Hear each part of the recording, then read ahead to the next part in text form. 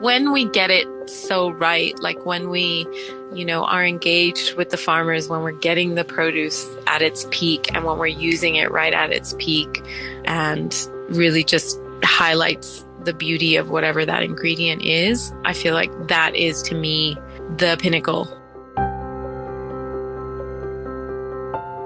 This is The Crackling.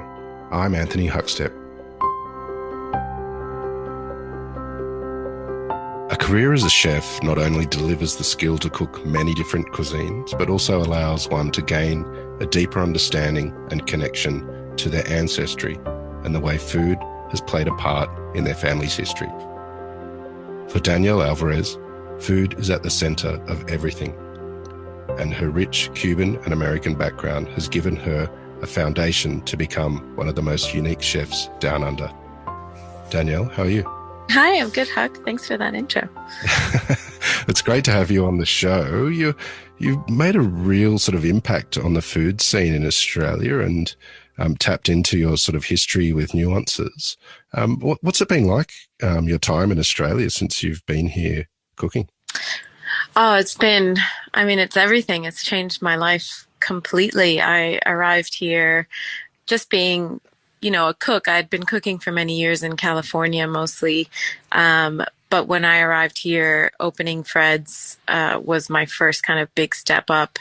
I helped design the kitchen and the restaurant, and it was really a lot of my ideas along with the Maryvale team that we put together to bring it to life. So it was a huge step for myself in my career, and it's just been awesome. I think the food community in Australia is some of the best in the world. I mean, even though the country's so massive, I feel like I know chefs, right around the country, and everyone welcomed me with open arms, and suppliers as well. And, the main idea at Fred's is that we work with a lot of small farms in our area. And, that community has also been incredibly supportive. And we've tried to be as supportive of them as we can, especially given, all the difficulties in the past few years.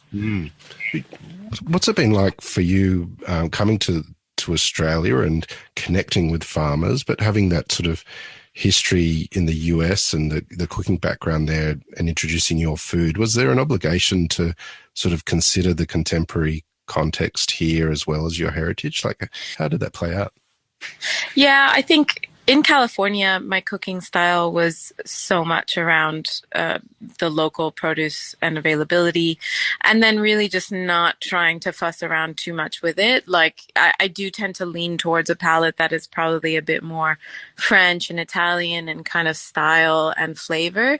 And coming to Australia, I had to again adapt that palate to, there's a significant Asian influence here. So using those ingredients in my food has been really fun and exciting, and one of the main drivers for me wanting to come here. And then also the seafood is incredibly different. The meats are incredibly different. The vegetables, everything tastes different wherever it comes from, especially when you're talking about like small organic farming. There is a certain terroir that comes with everything. And as well, understanding what the people in this country want when they go out to dine and how they like to eat without changing my values at all, really. But it didn't always start that way. Like, I grew up in a Cuban family, and so food of the Caribbean is what I grew up with, and food of Cuba was really heavily influenced by Spanish cuisine. So there was a huge migration of Spaniards to Cuba when Cuba was sort of developing its own identity in the early 1900s, and that is where my great grandfather came from Asturias, and brought a lot of this like heavy, hearty mountain Spanish cuisine to this like small Caribbean nation. And so a lot of it seems a bit incongruous, but I think, Cuba's culinary history is very varied. And unfortunately, because there's been so much turmoil throughout the years, it hasn't really had enough time to develop its own identity. But I do know that, when I was growing up, the food of Cuba that my mom cooked, that my grandmother cooked, was very, very much had their identity, and with that heavy Spanish influence, lots of pork for sure. What sort of role does pork play in Cuban cuisine? Are there any dishes that you remember from your mum or your grandmother from when you were young that they used to cook using pork? Yeah, definitely. So much. Like pork was probably as one of the staples. A bit of beef eaten in Cuba at the time, like when my mom was a kid, but pork was probably the thing that we ate the most. One dish in particular that I remember that I love is called masita de puerco, which is really like, as I became a chef and sort of, went out into the world and started experiencing other cuisines, it's incredibly similar to carnitas in Mexican cooking, where you cook the pork in its own fat and a little bit of liquid, like diced, probably pork shoulder. And then you let it just like kind of render itself and the liquid cooks out. And then by the end of it, you essentially have little cubes of pork that are frying themselves in the pork fat. And it is just the most delicious thing. It's rich, right? But you only have a little bit, and they're just like these, gelatinous, crispy on the outside, unctuous on the inside, little pieces of pork, and they're divine. Tell us about, when you sort of decided that a career in hospitality was the direction you wanted to go in. Was it something you'd always considered? No, it really wasn't anything I'd considered. I studied art history in school, and after graduating, I got a few jobs in that world, and I realized pretty quickly, like within a couple of years, that I wasn't really going to find much satisfaction out of that work. I mean, I love art. I appreciate it. I respect it. But it's that thing when you're young, you don't really know the difference between something that you're interested in as like a hobby versus what a career looks like in that. So I'm fortunate that I was able to make a change. And, getting into food was such a left turn from anything in my family. No one works in restaurants. There's nobody that has a career in hospitality. And especially to go into the kitchen, which is notoriously, everybody tells you, oh, but it's so hard. And, you'll never see your family on holidays and stuff. And it's true, but it's also been incredibly rewarding. So it was a big change. I decided to just sign myself up for a culinary school, because that was, for me, the place to start. I was a bit too afraid to just walk into a kitchen and ask for a job. But then after that, things kind of just kept snowballing in terms of, okay, then I got an internship at the French Laundry in California, which is just like one of the best restaurants in the world, in one of the greatest growing regions of the world. So that really started to open my eyes, and I stayed in California for a number of years after that. My last restaurant that I cooked at there was Chez Panisse, which is another very famous restaurant run by Alice Waters, who is credited with creating the farm to table movement in the U.S. And then it was kind of a bit of a chance encounter that put me in touch with Maryvale, that brought me to Australia. And, I've just been so happy and so thankful to have had all the opportunities I've had to be able to cook with some of the best produce in the world and, still have a full restaurant every night. It's pretty fun. The French Laundry and Chez Panisse, their influence is incredible, and very different operations. Take us back to the French Laundry and in the kitchen there. Do you have any stories of pork dishes that you cooked there and the connections that you fostered with producers? Well, no, not so much that I cooked, because as an intern, as you probably know, Huck, you're not doing a whole lot of cooking, especially in those like 3 Michelin star kitchens. You're pretty much just like doing these very menial tasks on repeat all day long. But an important part of the kitchen, no less. I do think, though, that Thomas Keller's vision for the French Laundry, where he really wanted to highlight producers in that area, was probably the thing that kind of really switched me on to that. You can taste the difference in food when it comes from when it's sustainably raised, organically raised, doesn't travel too far, versus something that's been shipped all over the world, coming from, God knows where, farmed, you don't know how. There is a difference in flavor, and I think that was probably the first place that I really started to experience that firsthand. You spent quite a bit of time at Chez Panisse with Alice Waters, and as you mentioned, she's credited with the whole farm to plate movement in the US. Take us into that kitchen and the connections that you fostered there, and what sort of impact did that have on the way that you cook? I would say it was the greatest cooking experience of my life. I was lucky to be there 4 years. You know, the way I'll just talk you through a day at Chez Panisse just to give you some idea of like the beauty of it. So we'd arrive in the afternoon, the chefs, and this is for the restaurant. There's a cafe upstairs and they do different menus, service times, food, etc. But we'd walk in the afternoon, we'd sit down with the head chef in the back of the restaurant at a beautiful timber table underneath a wisteria tree. And we'd take notes. We'd talk about what we were going to cook that day, what was coming in. You know, the chef would say, I'm sort of thinking about this. And then us chefs would, you know, give our own input into how we'd imagine, because we were responsible for creating it at that point after that meeting. So then, you know, we'd have a little 20, 30-minute meeting. We'd go off and we'd just cook all afternoon using some of the greatest produce available to anyone. And service started at 6 o'clock. But before service, we'd all taste our dishes that we'd made. We'd you know, make little tweaks. We'd you know, just make sure we were happy with it, because by the time when service starts at 6 o'clock, we do 2 seatings of 50 people, and it's just kind of, you just go all the way through, with a break in between where we would all sit down in between the seatings and have dinner as a chef team and have a bottle of wine and go back to work. Like it was pretty outrageous. But it really worked. You know, this is a restaurant that's been around for over 50 years and they really, you know, nailed how to make it happen day in, day out. With that farm to plate sort of connection and ethos there at Chez Panisse, do you have any stories of being on the farms and learning about the different produce and animals being produced? Yeah, so many actually. One of my favorites was we did a lot of farm trips throughout the years, which I think as a young cook is like so essential that you involve yourself in that you make sure when they're available that you go, because it does completely change your perspective. And one of my favorites was Wolf Ranch, which is run by a guy named Brent Wolf, who is fascinating story. Grew up in LA, moved up to Sonoma when he was older, and actually moved his childhood house to Sonoma, like broke it into pieces, moved it and brought it up. And it's an incredible house. It's just wild.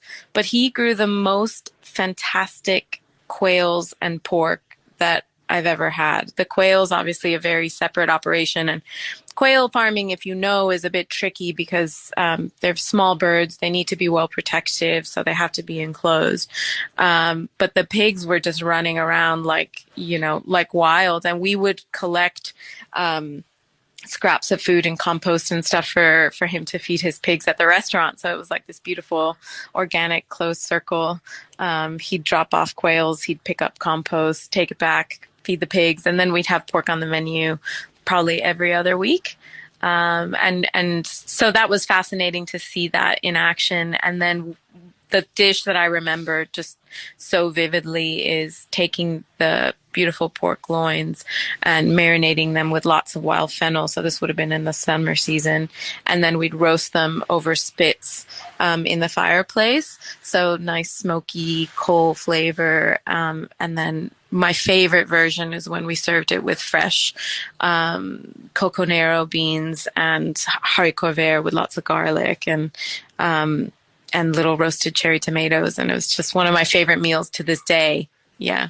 This farm to plate ethos is one that you brought with you to Australia as well. And in the lead up to building Fred's and opening Fred's, you went out and met lots of producers. Do you have any stories of what that was like? And is it quite different to the producers and the way they operate in the States?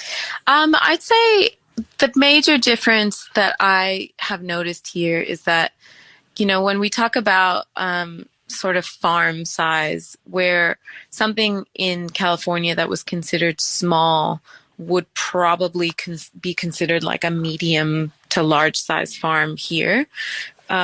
when I met with farmers, whether it was vegetables or like, Malanda Park pigs, which are incredibly delicious, I was really struck by the size. It was almost like a micro scale farm size. And I've kind of come to understand so much about why that is. A lot of it has to do with the expense of labor, the expense of land, and then just the ability to farm without using heavy machinery. You really do need to keep it quite small.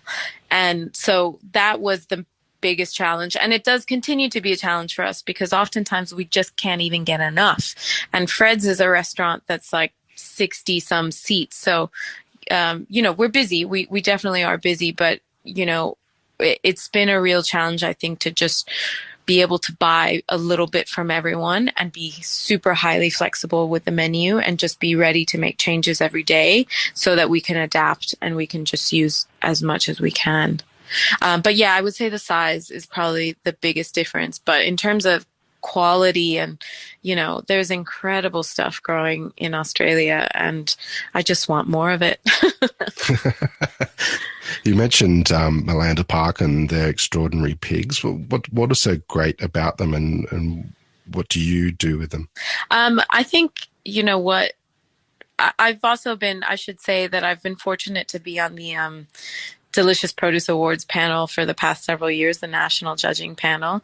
And tasting the pork coming out of Australia has just been absolutely fascinating. And Malanda was in it in the last couple of years. And it's really remarkable to taste pork side by side. There's different breeds. There's different ratios of fat content. And there's just a sweetness that you get out of some pork. And Malanda Park in particular. And I remember being on the farm and him saying that they grew and fed their pigs sorghum grains, which, as you can get a rich, thick, sweet syrup out of. And I always wondered, I think every farmer has their own idea of what makes the best flavor in whatever animal they're raising. And I think for them, that was an important part of that resulting sweetness. When you get it in the kitchen, tell us about the sort of dishes that you've created using that pork. Some of my favorite things to do are, that whole pork loin, which I do take from Chez Panisse. And we do keep the skin on and ensure that we get a really nice, good, not too sticky crackling, something that really crunches. And the key to that is salt and air and a bit of time. You really do need to salt the skin a couple days in advance, let it dry out really well. And then you'll get a nice, crunchy, crispy, tender, crackling. And if you just cook it just right, you can still have a beautiful, succulent, just cooked meat underneath all of that. I love to make fresh sausages. It's something that I don't get enough time to do, but I think it's super fun. And it's a really great way to just use up everything. We make a lot of fresh terrines using pork liver and pork mince and sometimes combined with duck or, pistachios and prunes and stuff like that to sweeten it up. So there's a lot that we do. I mean, even just a simple pork ragu, one of my favorite pastas that we ever made was we cooked the pork in milk, which is a traditional dish that you'd find in Italy, pork cooked in milk and sage and lemon. And then we used that to make a really delicious pork ragu served with pappardelle. And that was just sensational. Tell us about Fred's. It's an incredible restaurant that's had an amazing impact on not just Sydney's but Australia's dining landscape. But you were there from inception with the design and the creation. What was it like creating your own restaurant like that, and what were your ideas for what you wanted to deliver? Oh, thank you so much. That's incredibly generous, first off. But secondly, I would say it was pretty scary, I think, at the beginning, just not having really much idea about even how to run a kitchen. You know, it was really like I really had to like dig deep in myself to figure out what I needed to do. I had to be willing to put in the time and guide the team. And I would say the hardest thing was probably like, you know, when you're trying to do something that is really dependent on cook's skills. You know, I can't prep every dish that is on the menu. I have to rely on my team. But when you're sort of cooking a lot more like from intuition, not from recipes, it's very, you have to be super nimble. You have to be able to trust your abilities, etc. I think that was really scary for our opening cook team. I think it probably tortured a few people because they just weren't ready for that kind of cooking. And, you know, the longer we've been in the game, I think the better we've gotten because of the people that come to work with us. You know, you have to have a level of confidence without being arrogant because I don't tolerate that in the kitchen. And I think we found those people every year. We get stronger and we find people that come to us for all the right reasons because they want to cook that way. They want to connect with where things come from. And they want to make delicious food. And I would say building the team was the hardest hurdle to get over at the beginning. But once we have, I think it's just been so rewarding for myself. I think for the people that have cooked here and for the guests, because I think, you know, we improve every time, every year that passes. It's been a couple of years now. Has the restaurant and your approach to cooking and the food that you're offering, has it changed in that time?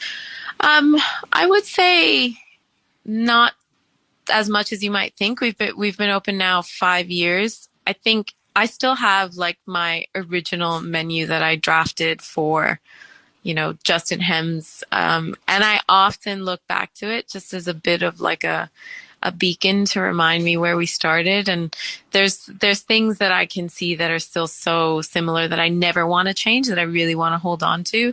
And then I think there's also, I've come to realize what works and what doesn't work in our space, you know, because chefs really have to consider so much the equipment you have, you know, all kinds of restrictions that are upon you. And so where I may have been willing to take a few more risks early days, these days I kind of know what our limits are and I just try to work within them so we're not, again, extending too much energy, bashing our head against the wall, trying to achieve something that's not going to work.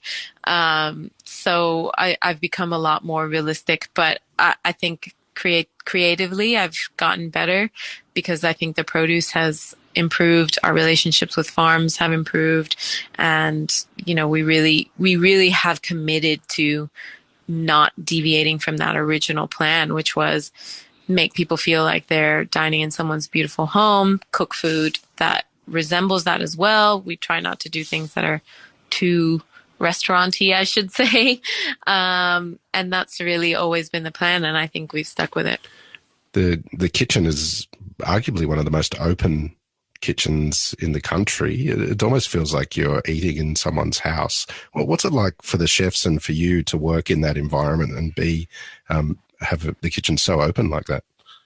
I would say it takes a particular type of chef, I think, to be able to do it. And as I was kind of saying before, like, I think there's some chefs that have come into the kitchen who pretty quickly realized it wasn't for them. It was too scary to be on stage, you know, because we pretty much are on stage. But I think if you're able to kind of just move past that and realize that actually the people that are dining there, they're not really as focused on what you're doing as you think they might be. You know, I have a couple stories of like, you know, there being full disasters in the kitchen happening, and the people that we have two tables that sit on either end of the kitchen that are basically on the benches that the chefs are prepping.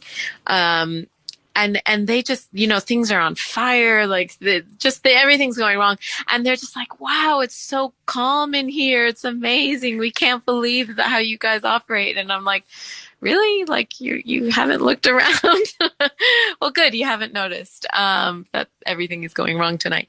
But it's been super fun, I think, for the chefs to have that firsthand interaction with guests. Like there's no greater feeling as a cook when a guest walks up to you and says, I've been watching you, you're doing a great job, that whatever you cooked was amazing, we loved it. And I love that I don't have to be that like transference of information. Like it's really different if I tell them, oh, someone gave rave reviews on that dish tonight. When they hear it from someone firsthand, I think that is, when you're a young cook, the thing that makes you excited about cooking. So I'm really happy that they have that experience. You made the big leap and moved to another country and opened an incredible restaurant. Has that experience changed you, and what sort of impact has that big move had on you? Yeah, it definitely has changed me. Like as a leader, for example, I'm so different to who I was when I started. I mean, I wasn't a leader back then, and I think I am now, and I feel quite confident, not just leading the kitchen, but the restaurant. So that's been great for confidence, I would say.